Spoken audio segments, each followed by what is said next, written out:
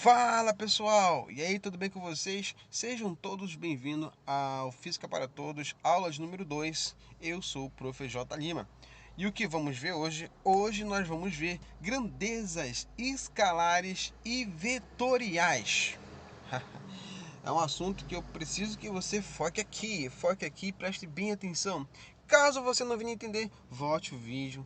Como eu falei, o intuito destas aulas, o intuito de estar publicando novamente, é que eu sou mais uma ferramenta que está à disposição de vocês para o entendimento dessa disciplina maravilhosa que se chama física. E não se esqueça também, galerinha, de clicar no botão de se inscrever aqui no canal também e me seguir no Instagram. Isso é muito importante para a divulgação do conhecimento de física, que também vamos ter logo logo mais um artigo, mais uma leitura de artigo da Revista Brasileira de Ensino de Física ou do Caderno Brasileiro de Ensino de Física. É isso, vamos para a aula, vamos falar de grandezas escalares e vetoriais. Quando pensamos em grandezas físicas, grandezas escalares e vetoriais, são medidas que estão presentes no nosso cotidiano, ou seja, elas fazem parte da gente, porque nós vamos nos referir com medidas, certo? E essas medidas podem, olha só um exemplo básico, muitas das vezes nos deparamos com medidas cotidianas, como por exemplo, comprando um pão. Aí tu compra um pão, né? Cara, aí tu começa a fazer comparações do passado. Aí tu começa a falar, esse pão era maior, agora esse pão tá menor. Ou seja, já tá querendo dar uma medida pro pão, dizer que ele era grande no passado, que agora ficou pequeno. Muitas das vezes também nós conferimos a duração de tempo, né? Tu vai abrir um vídeo e tu vai logo olhar. Ai, tem 1 minuto. Opa, 1 minuto. Ai, eu tenho 20 minutos. Igual 20 minutos de vídeo, cara. Outra coisa também que a gente pode costuma verificar é a questão da altura. Da sua altura, por exemplo. É praticamente impossível, assim, não dizendo, que alguém nunca foi medido, né? A pessoa já nasce, já tem logo o tamanho da criança, ó, tem tantos centímetros tal, nasceu. Aí quando também a gente verifica a massa, né? É uma outra coisa interessante, quando alguém vai numa farmácia, por exemplo, o cara chega e entra na farmácia. Aí ele olha na farmácia e quer logo procurar o quê? A balança. Pra quê? Pra ele verificar a massa dele. E ele fala muitas das vezes, eu vou me pesar. Não, você vai verificar a sua massa. E esse, entre outros, quando a gente é na farmácia, não só verifica a massa, também compramos algumas coisas. E aí, um outro ponto que a gente também gosta de verificar é a velocidade dos veículos. Isso é muito legal. Quando tá a 40, 50, rapaz, esse bicho é muito lento, anda muito devagar. Quando está a 150, tu já começa, ai meu Deus, tá muito rápido, eu não quero morrer, eu quero viver. Então começa a pensar, tipo assim, a velocidade acima de 150, aquela adrenalina vem, mas tu já fica com medo de morrer e tal. Aí ele reduz para 30, tu já começa a reclamar que ele tá muito lento, e, enfim, acontece essas coisas. E quando a gente fala dessas grandezas físicas, né? Grandezas físicas é tudo aquilo que pode ser medido, como eu falei. Medir velocidade, a gente pode medir velocidade, a gente pode. Tu tem um tamanho de um pão, né? Tu pode medir o comprimento, se ele tá realmente diminuiu, né? Saber como é que tá o volume dentro com a questão da densidade do pão, né? Entre as coisas dá pra medir. A altura, sua altura, o comprimento de uma rua, medir temperatura. Agora, Josiel, eu gostaria de fazer uma pergunta. Eu falei, qual a pergunta que você quer fazer? Existe algo que não pode ser medido? Sim, existe sim, com certeza, algo que não pode ser medido, como por exemplo, a questão do amor, a questão do ódio, aquelas questões sentimentais, elas não podem ser medidas. Eu amo muito, beleza, mas muito quanto, né? Eu estimo um valor numérico, não, você não consegue definir. Eu odeio muito aquela pessoa. Odeio quanto? Estima um valor numérico. Você já não consegue dar essa estimativa. Beleza? Então isso não é uma grandeza física, porque não dá para ser medido o sentimento. Tá legal? Agora, quando a gente fala de ser medido, existem dois tipos de grandezas, né, físicas. A grandeza escalar e a grandeza vetorial. Elas são diferentes. A grandeza escalar nós vamos definir mais na frente. Na grandeza vetorial, um pouco mais robusta, que também vamos detalhar as operações básicas que envolvem vetores. Belezinha, galerinha? Grandeza escalar. Quando a gente fala de grandeza escalar, ela precisa apenas de um valor numérico e uma unidade, ou seja, ela vai ter um valor numérico e aquela unidade já vai definir claramente aquela grandeza física, né? E ela vai usar muito a questão do sistema internacional, a questão de medida, né? Que a gente vai olhar o SI, por exemplo, ela usa o SI. Se você está vendo no sistema MKS, massa, tempo, né? O comprimento, quantidade de matéria, corrente elétrica, candela, temperatura, tudo dentro do SI. Muito importante você estar ligado na questão do SI. Então, aí quando a gente fala dessas medidas, por exemplo, vai ter uma unidade de tempo. 30 minutos, beleza. 30 minutos vai durar 30 minutos. Tu não precisa saber a direção nesse sentido. Comprimento 20. Aí já o comprimento tem que ter muito cuidado, porque o comprimento vai servir tanto para um escalar quanto para um vetorial. Isso aqui é um cuidadinho em relação ao comprimento, porque vai ser uma unidade que ela vai servir para as duas coisas. Deslocamento que vai usar a unidade de comprimento, né? Para assim, pensa, cara, o deslocamento, o objeto se deslocou para onde? Já começa a fazer a pergunta, para onde é que ele foi? Então já aí vai ter a unidade de comprimento, um valor numérico é a unidade de comprimento, mas só que não vai ser uma grandeza escalar quando se relaciona ao deslocamento, porque vai ser uma grandeza vetorial, tá legal?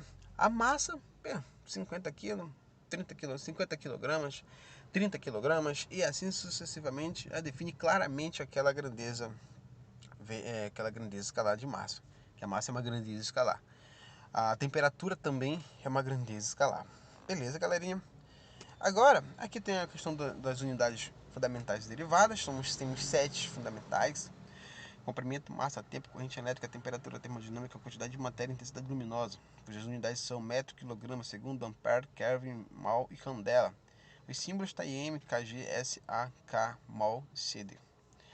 E as grandezas derivadas do SI, como área, volume, densidade, velocidade, aceleração e assim vai, entre várias outras. Dessas grandezas derivadas, tu vai ter escalar, né? E também você vai ter vetoriais. Beleza, galerinha? Então vamos falar da grandeza vetorial, né? Quando a gente fala da grandeza vetorial, a gente vai dar a chamada de orientação de um vetor. E essa orientação de um vetor, ela se baseia em 3 pontos importantes, em 3 pilares importantes. O primeiro, direção, muito cuidado com isso. O segundo, sentido. E o terceiro, módulo. Direção, sentido e módulo. Muita atenção agora. Direção e sentido é a mesma coisa? A resposta é não. E quando a gente fala de orientação, é muito legal, cara. É muito legal essa parte. Por quê? Imagina o seguinte. Quantos de vocês que estão assistindo essa aula já pediram alguma informação de endereço? Ou quantos já chegaram com você e falaram, onde é tal local? Aí tu vai dizer, olha, você vai direto, passa 2 quarteirões, diretão, depois você vira para a esquerda, né? Aí depois que você virar para a esquerda, tu vai ter um cruzamento. Aí você vira para a direita. Ou seja, você está dando uma orientação para essa pessoa. Ela vai seguir uma trajetória. Agora tu não vai chegar e falar, tu já tá daqui a 30 metros, mas tu vai ter que andar vai andar bastante pouquinho, porque ela tá do outro lado da rua. Não sei que tu pule o muro. Tu não já vai dizer a distância, tu vai dar uma orientação, tu vai dar um sentido para a pessoa, um sentido correto para a pessoa, a direção correta para aquela pessoa. Beleza, galerinha? Tranquilidade, tranquilidade. Sabendo agora que um vetor precisa ter direção, sentido e módulo, que se não tiver, não tem como nós definirmos esse vetor, nós vamos especificar um pouco desses 3 itens a seguir. Legal? Continuando a nossa aula. Vamos continuar a nossa aula. Direção e sentido é a mesma coisa? Já sabemos que não. E quando a gente fala de direção e sentido, vamos primeiro pensar, identificar o vetor, né? Aí, quando a gente fala de um vetor, eles serão são segmentos de retas orientados por uma seta em uma extremidade, como você vai observar aqui do lado, né? Tens um Azinho, um segmento de reta orientado para a direita, certo? Para a direita, isso aqui é um vetor. Aí, também você vai poder identificar um vetor porque vai ter uma setinha em cima de uma letra. né? Essa seta sempre será apontada para a direita. Tá legal? Também alguns livros podem retratar o vetor em negrito, outros em itálico. Então vai variar muito de livro para livro, Mas o mais usual é uma letra com uma setinha em cima. Se você vê uma letra com uma setinha em cima, você tem que pensar que isso é um vetor e vai ter direção, sentido e módulo. Beleza, galerinha? Sentido de um vetor.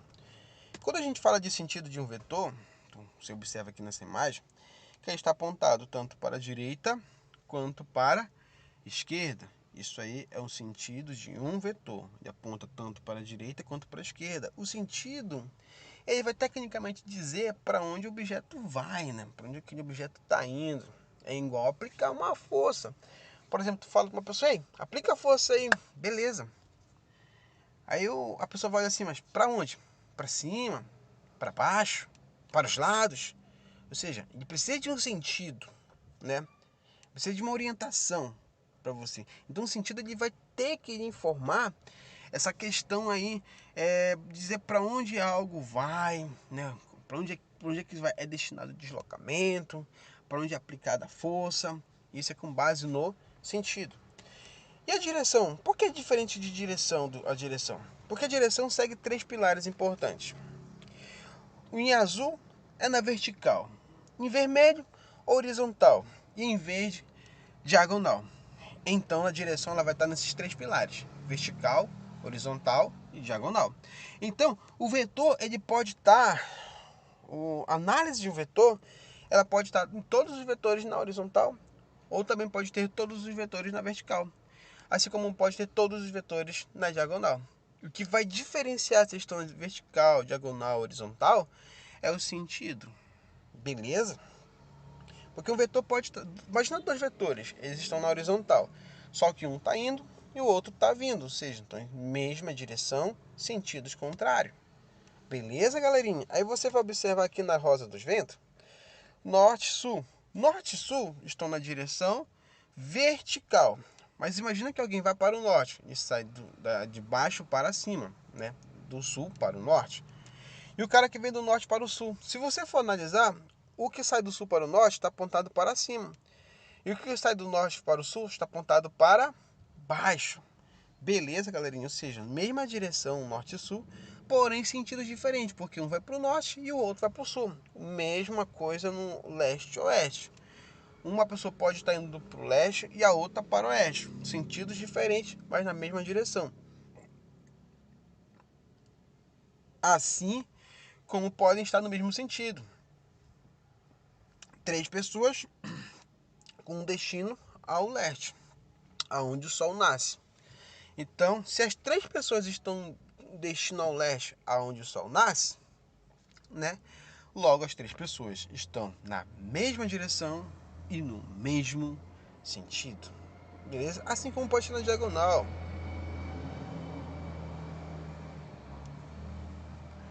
Passou. Assim como pode ser na diagonal. Nordeste, centro-oeste, sudeste, norte e assim se vai. Beleza, galerinha? Beleza com esse entendimento? Então, direção relaciona com vertical, horizontal e diagonal. E o sentido vai dizer para onde vai. Se vai para cima, para baixo, se vai para a esquerda, para a direita, né? Se vai na diagonal, diagonal crescente, diagonal decrescente. Vai depender muito aí de como vai ser analisado a problemática em uma situação de cotidiano, por exemplo. Agora vamos falar das operações básicas envolvendo vetores. Quando a gente fala dessas operações básicas que envolvem vetores, vamos pensar no módulo do vetor resultante. E para nós estudarmos o módulo do vetor resultante, vamos ter 3 pontos importantes. Novamente, 3 pontos importantes. Mesma direção, vai me dar uma operação diferente. Perpendiculares entre si, vai me dar outra operação diferente. E vetores em direções quaisquer, que vai me dar outra operação. Então vamos detalhar cada pilar desse para nós ter a ferramenta em nossas mãos para efeitos de cálculos matemáticos. Tá legal? Vetores na mesma direção. Olha essa imagem. Tu tem quantos aviões? Quantas aeronaves? 4. O vetor V1, V2, V3 e V4. Consegue observar? Se você for analisar atentamente, eles estão na horizontal. Os 4 vetores estão na horizontal. Se os 4 vetores estão na horizontal, a pergunta é: eles estão na mesma direção? A resposta é sim, estão na mesma direção. Então, Josiah, os sentidos são diferentes? Sim, os sentidos são diferentes. Você vai observar o vetor 1 e o vetor 2 apontado para a direita, e o vetor 3 e o vetor 4 apontado para a esquerda. Aí você observa. Aí os vetores estão na mesma direção, porém os vetores 1 e 2 estão no mesmo sentido, para a direita. E os vetores 3 e 4 estão no mesmo sentido, só que para a esquerda. Entretanto, os pares de vetores estão em sentidos opostos. Ou seja, o vetor 1 e 2 para a direita, 3 e 4 para a esquerda. Estão em sentidos opostos. E quando isso acontece, a formulação matemática da solução deste problema é o seguinte: que o vetor resultante será igual a vetor 1 mais vetor 2 menos vetor 3 menos vetor 4. Aí, o que isso quer dizer? Que mesmo sentido é efetuada uma adição, V1 mais V2. Mas tu observa que menos V3 menos V4 também é uma adição, como diz a regrinha, aquelas regras matemáticas, né? Sinais iguais, você soma e conserva o sinal. Sinais diferentes, você subtrai e conserva o sinal do número maior. Isso também é aplicado aqui. Aí você também vai observar que sentidos opostos é efetuado uma subtração. Quando você soma V1 mais V2, vai dar um valor X. Quando você soma menos V3 menos V4, vai dar um valor Y. Então, tu vai ter um X menos Y. Ou seja, o vetor que está indo para a direita vai ser subtraído com o vetor que está indo para a esquerda. Belezinha, galerinha? Vamos seguir para o próximo. Vetores perpendiculares entre si. Olha só, um ônibus indo para o norte e o outro indo para o leste. Observa, cara. Consegue observar que vai formar um ângulo de 90 graus? Ou seja, olha só como ficou. Tá muito bonitinho, mas é isso. Tem um vetor 2, vetor 1 e vetor resultante. Isso aqui parece com o quê? Parece com um triângulo. Beleza, galerinha? Se parece com um triângulo, olha só o que acontece. Que para resolver o módulo deste vetor resultante, VR, vamos aplicar o teorema de Pitágoras. Então, Josiel, quer dizer que quando os vetores perpendiculares entre si formam um ângulo de 90 graus, eu calculo através do teorema de Pitágoras? Sim, você vai usar o teorema de Pitágoras. O que diz o teorema de Pitágoras? O quadrado da hipotenusa é igual à soma dos quadrados dos catetos. Aí você tem o seguinte, aqui é a equação. Mas vamos olhar, volta para a figura, depois a gente volta para a equação. Lembra que vai estar a hipotenusa do lado da igualdade e do outro lado da igualdade vai estar os catetos somando, mas cada um é elevado ao quadrado. Aí tu olha para o triângulo. Onde é que está a hipotenusa? Na frente do ângulo de 90 graus. Ou seja, o que está na diagonal é minha hipotenusa, ou seja, meu vetor resultante. V1 e V2 são o que, pessoal? São o que? Catetos. Por isso que fica vetor resultante ao quadrado é igual vetor 1 ao quadrado mais vetor 2 ao quadrado. Beleza, galerinha, tranquilidade. Então é dessa maneira que nós vamos calcular vetores perpendiculares entre si. Continuando, agora a terceira operação, vetores em direções quaisquer. Cara, aqui no caso, no vetor em perpendicular entre si, forma um ângulo de 90 graus. Já em direções quaisquer, olha essa situação. Imagina um ônibus que vai sair na diagonal e outro ônibus que se mantém em linha reta, na horizontal. Beleza, vamos juntar os dois vetores. Juntando, nós temos V1 e V2.